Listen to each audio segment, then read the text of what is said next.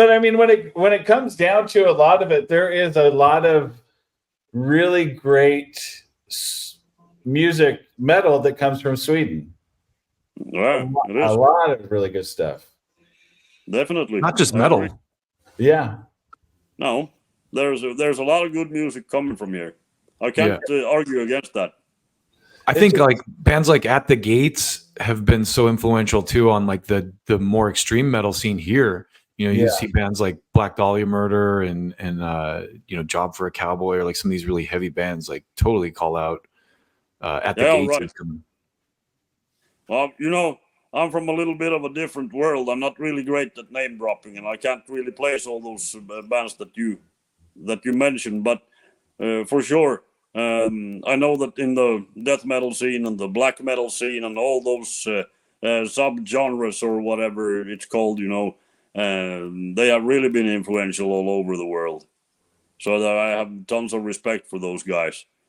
Although personally, I listen mainly, you know, to Motorhead and outlaw country. The OG stuff.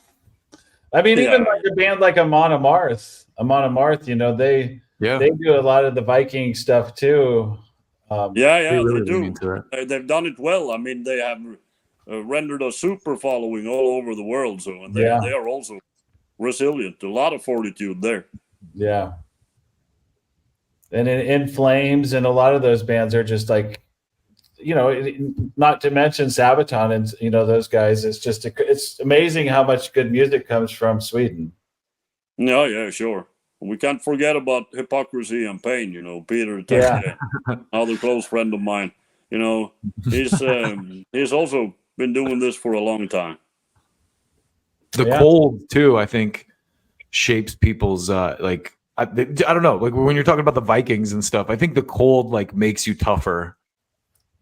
Yeah, no, it's possible. I think that the cold and the darkness really brings out, it brings out cold, dark stuff. It's just how it is. What's the common thing between all the Vikings? They were farmers who came to blows. True. And that really sums it all up. They were farmers first and foremost. And a lot of things. This is also a very interesting thing. It's a little bit on the not so proven side, maybe, but you know, with the Christianity coming to Scandinavia, with Charlemagne in France being a real advocate for the baptizing of the Scandinavian peoples, because the church in Rome wanted to move all the trade away. It used to be not a north-south type of trade going on. It was going from west to east and east to west.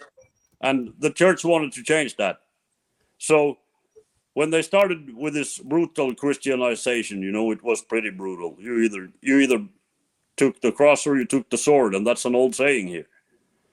And as a response to this, and also talking about that TV show you mentioned, I know that they have put a lot of focus on the burning of Lindisfarne. That what's the word? Is it an abbey monastery or something like that on Lindisfarne? Have you ever heard about that? In the year 793? I think so. The burning of Lindisfarne, where they killed a lot of innocent monks. You know, the truth about Lindisfarne is that Charlemagne's closest friend and ally was the head honcho there, and he was responsible for a lot of murders in Scandinavia. So the whole thing about these raids, I believe personally, was just they raided only Christian towns and only Christian people, and this was payback for something that was, you know, really changing their way of seeing things in the world. Yeah, you see parallels to that in modern history. No, yeah, you do. Absolutely. But that's why I think that these farmers came to blows, you know, because nobody puts his hay fork aside and picks up his wood axe and starts killing people for nothing. You know, there has to be a reason.